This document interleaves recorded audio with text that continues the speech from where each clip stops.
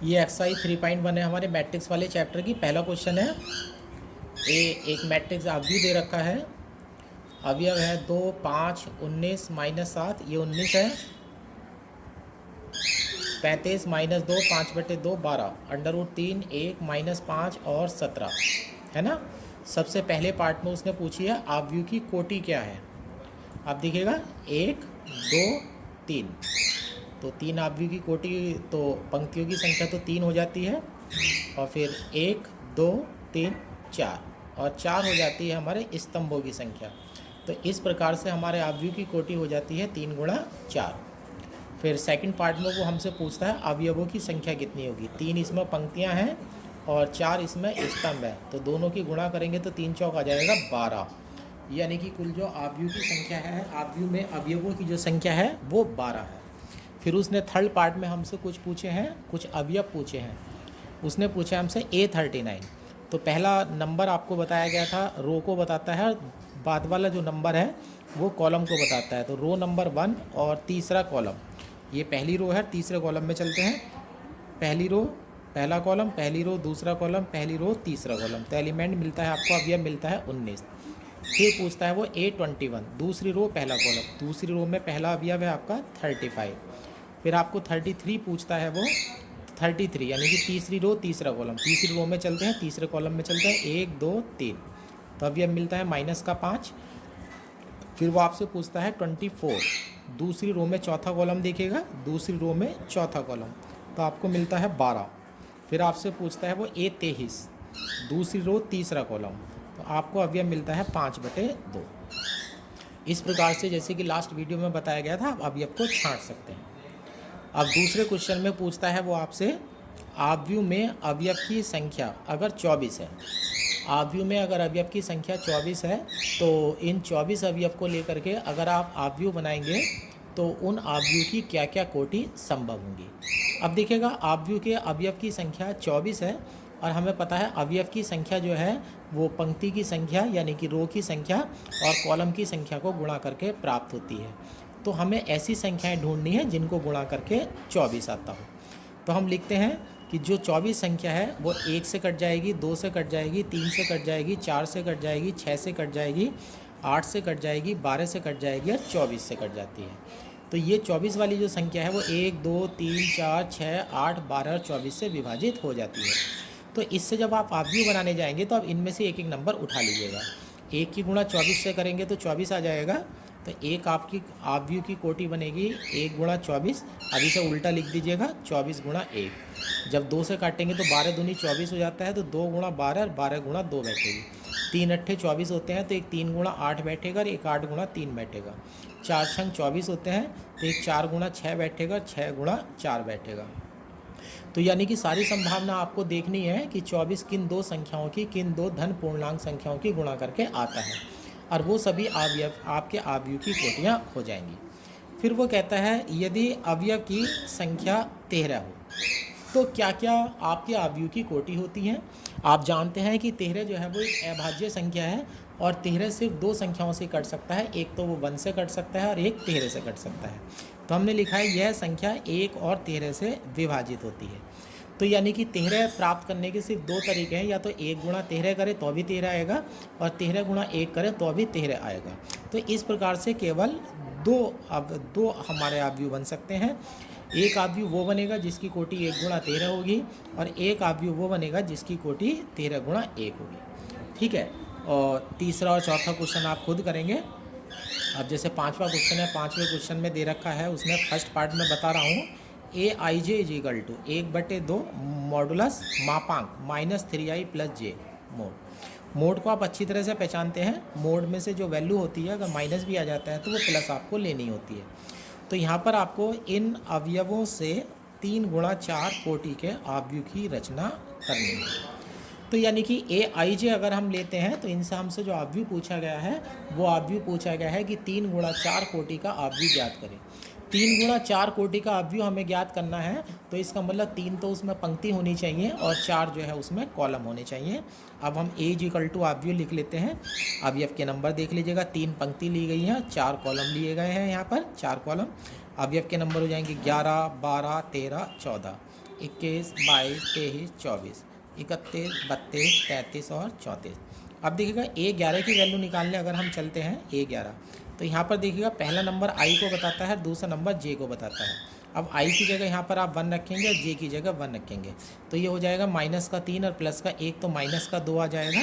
मापांक में -2 हो जाएगा, तो मापांक से माइनस हट जाएगा तो बचेगा 2, 2 से 2 कट जाएगा, तो यहाँ पर आपका उत्तर आ जाएगा A। इसको आप डायरेक्टली कर लीजिएगा, चूँकि ज़्यादा 2 नंबर का सवाल है, बेकार अलग रखने की कोई ज़रूरत नहीं है।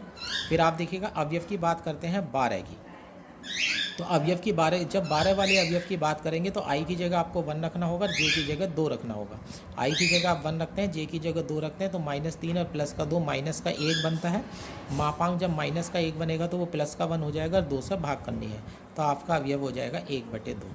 अब बात करते हैं 13 की, तो I की जगह आपको 1 रखना है, J की जगह रखना है 3, -3 +3 तो 0 हो जाएगा, और 0 को 2 से भाग करेंगे तो उत्तर 0 आ जाएगा। उसी प्रकार से बात करते हैं अवयव नंबर 14 की, तो I की जगह आपको 1 रखना है, J की जगह 4 रखना है, तो -3 + 4 1 हो जाएगा, मापांक 1 करेंगे तो 1 आ जाएगा, तो उत्तर आ जाएगा आपका 1/2। उसी प्रकार से जब आप 21 निकालने जाएंगे तो I की जगह 2, J की जगह 1 रखेंगे। 22 निकालने जाएंगे तो I और J दोनों की जगह 2 रखेंगे। जब 23 निकालने जाएंगे तो I की जगह 2 और J की जगह 3 रखेंगे। जब आप 24 निकालने जाएंगे तो I की जगह 2 और J की जगह 4 रखेंगे। जब आप 31 निकालने जाएंगे तो आप I की जगह 3 और J की जगह 1 रखेंगे। जब आप 32 वाला अवयव निकालने जाएंगे तो I की जगह 3 और J की जगह 2 रखेंगे। जब आप 33 वाला अवयव निकालने जाएंगे तो I की जगह 3 और J की जगह 3 रखेंगे। और जब आप 34 वाला अवयव निकालने जाएंगे तो I की जगह 3 और J की जगह 4 रखेंगे, है ना। इस प्रकार से मान रख करके आप अपना पूरा अवयव जो है प्राप्त कर सकते हैं। उसके बाद छठा है क्वेश्चन है, छठे क्वेश्चन में आपको अवयव की समानता का नियम लगाना है और आपसे पूछा गया है x, y, z के मान ज्ञात कीजिए। अब देखिएगा ये अवयव दे रखा है, दोनों के बीच में बराबर है। अवयव की समानता के नियम में सिखाया गया था कि दो अवयव अगर बराबर होते हैं तो उनका नियम होता है कि उनकी कोटि बराबर होनी चाहिए। इधर भी 2 गुणा 2 कोटि है और इधर भी 2 गुणा 2 कोटि है। तो अवयव की गुणा करने के लिए सबसे पहला नियम अवयव के बराबर होने के लिए नियम होता है कि कोटि बराबर होनी चाहिए और संगत अवयव बराबर होने चाहिए। आप देखिएगा 11 नंबर पर x + y है और इधर से 11 नंबर पर आपका 6 पड़ा हुआ है, तो x + y को 6 वैल्यू मिल जाएगी, समीकरण 1 हो जाती है। 2 2 के बराबर है, यहाँ से आपको कुछ नहीं मिलेगा। अब यहाँ 5 + z = है 5, है ना, तो 5 + z 5 के बराबर हो जाएगा, समीकरण नंबर 2 आ जाती है आपकी। अब यहाँ से देखिएगा x y = और यहाँ 22 नंबर पर इधर पड़ा हुआ है 8, तो x y = 8 क्या हो जाएगा। तो इस प्रकार से 3 समीकरण आपकी आ जाएंगी और 3 समीकरणों को हल करके आपको x y z निकालना है। समीकरण नंबर 2 को जब z से 5 कट जाएगा तो z बराबर 0 हो जाएगा। अब समीकरण 1 और समीकरण 2 बचती है, इसमें x और +y का योग है और इसमें x और y का गुणनखंड है। तो हम क्या करते हैं, समीकरण नंबर 1 से y का मान 6 - x रखते हैं और समीकरण नंबर 3 में रख देते हैं, जिससे कि हमारे गुणनखंड होने शुरू हो जाएंगे। अब यहाँ से हम गुणनखंड करते हैं अपने।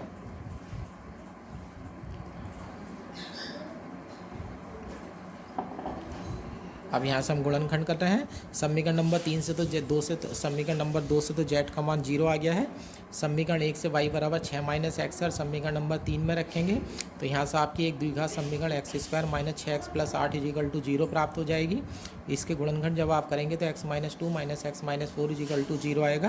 तो x के आपके 2 मान आ जाएंगे, या तो x का मान 2 होगा या x का मान 4 होगा। अब x का मान 2 लेकर के अगर समीकरण नंबर 1 से चलते हैं तो y 4 आ जाता है और x का मान 4 लेते हैं तो y का मान 2 आ जाता है। तो इस प्रकार से x, y, z के मानों के आपके 2 विभिन्न रूप प्राप्त हो जाते हैं। उसके बाद इसके बाद छठा क्वेश्चन और 7वां क्वेश्चन बिल्कुल इसी प्रकार से है, आप बिल्कुल इन्हें आसानी से कर सकते हैं। अब 8वां क्वेश्चन आपका ऑब्जेक्टिव है, उसमें a = aij m × n दिया है और पूछा गया है कि वर्ग अवयव होगा तो इसमें से कौन सा ऑप्शन जो है वो सही होगा। आपको परिभाषा बताई गई थी कि अगर वर्ग अवयव है तो रो और कॉलम जो है आपस में बराबर होने चाहिए, तो शर्त बन जाएगी m = n। तो m और n जब आपस में बराबर होंगे तो आपका जो अवयव होगा वो एक वर्ग अवयव बन जाएगा, ये आपका वर्ग अवयव बन जाएगा।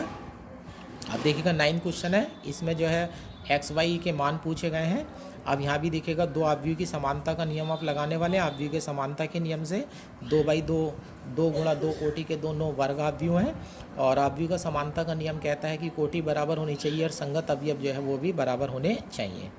आप दिखेगा 11 नंबर पर इधर से उठा लीजिएगा 3x + 7 और इधर से उठा लीजिएगा 0, तो एक समीकरण ये बन जाती है। 12 नंबर पर देखिएगा 5 है और इधर से y - 2 है, एक समीकरण ये बन जाती है। 21 नंबर पर देखिएगा इधर से y + 1 है और इधर से 8 है, एक समीकरण ये बन जाती है। और 22 नंबर पर इधर 2 - 3x है और इधर से है 4, तो एक समीकरण ये बन जाती है। तो इस प्रकार से 4 समीकरणें प्राप्त हो जाती हैं। जब आप इस समीकरण को सॉल्व करते हैं तो x = -3 आता है, यहाँ से y = 7 आता है, यहाँ से भी y = 7 आता है, और यहाँ से आता है आपका x = -2/3। अब देखिएगा इन दोनों समीकरणों से y का समान मान प्राप्त हो रहा है, 7 प्राप्त हो रहा है, जबकि यहाँ देखिएगा इस समीकरण से x का मान -7/3 है और इस समीकरण से x का मान -2/3 है। तो किसी भी इस मान के दो हल नहीं हो सकते। अगर x = -7/3 रखेंगे तो ये उत्तर आ जाएगा, और -2/3 रखेंगे तो ये वाला उत्तर आ जाएगा। तो x के यहाँ दो विभिन्न मान प्राप्त हो रहे हैं, तो यानी कि आप यहाँ से दिया गया जो अवयव है उससे आप x और y के मान प्राप्त नहीं कर सकते। तो हम यहाँ लिख देंगे यहाँ x के दो अलग अलग मान प्राप्त हो रहे हैं, अतः b सही है, क्योंकि b ऑप्शन में दिया गया है कि x और y के मान निकालने संभव नहीं है। अब 10वां क्वेश्चन देखिएगा, ऑब्जेक्टिव है। वो कहता है कि आपको 3 × 3 कोटि का अवयव प्राप्त करना है। 3 × 3 कोटि के अवयव में कुल अवयव की संख्या 9 होगी। जो 3 × 3 कोटि का जब आप वर्ग अवयव बनाने जाएंगे तो उसमें अवयव की जो संख्या होगी वो 9 होगी। और क्वेश्चन में दिया गया है कि जो प्रविष्टियाँ हैं, प्रविष्टियाँ यानी कि जो अवयव यानी कि जो अंक आपको भरने हैं वो 0 और 1 है। फिर हम लिखते हैं दिया गया है कि अवयव 0 या 1 लिया जा सकता है। तो जब हम किसी भी, अब हमसे वो पूछता है कि अवयव जो है वो कितने प्रकार से हो सकता है, मतलब अवयव जब बनाने जाएंगे यानी कि 3 × 3 कोटि का अगर अवयव प्राप्त करने जाएं और अवयवों को 0 या 1 लिया जाए तो कितने प्रकार के अवयव बन सकते हैं। इसके लिए हमें 11वीं क्लास में जाकर के क्रमचय का यूज़ करना पड़ेगा कि कितने विभिन्न विन्यास जो है संभव हो सकते हैं।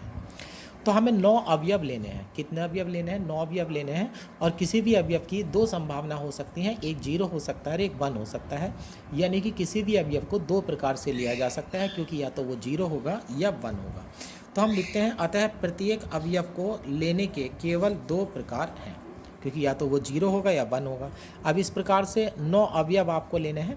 तो पहला अवयव लेने जाएंगे तो उसके 2 प्रकार होंगे, दूसरे के भी 2 प्रकार होंगे, तीसरे के भी 2 प्रकार होंगे, चौथे के भी 2 प्रकार होंगे, पाँचवें के भी 2 प्रकार होंगे, छठे के भी 2 प्रकार होंगे, सातवें के भी 2 प्रकार होंगे, 8वें अवयव के भी 2 प्रकार होंगे, 9वें अवयव के भी 2 प्रकार होंगे, 10वें अवयव के भी 2 प्रकार होंगे, 11वें अवयव के भी 2 प्रकार होंगे और 12वें अवयव के भी 2 प्रकार होंगे। तो इस प्रकार सभी 9 अवयवों को लेकर बने अवयव की संख्या। तो प्रत्येक अवयव के सामने 2 संभावना हो रही है, अवयव आपको 9 लेने हैं, तो सारे के सारे अवयव आपको लेने हैं। तो गुणन सिद्धांत ही प्रयोग कर लेंगे क्रमचय का। तो 2 की गुणा 9 बार करेंगे तो वो आ जाएगा 2 की पावर 9, तो उत्तर आ जाएगा आपका 512।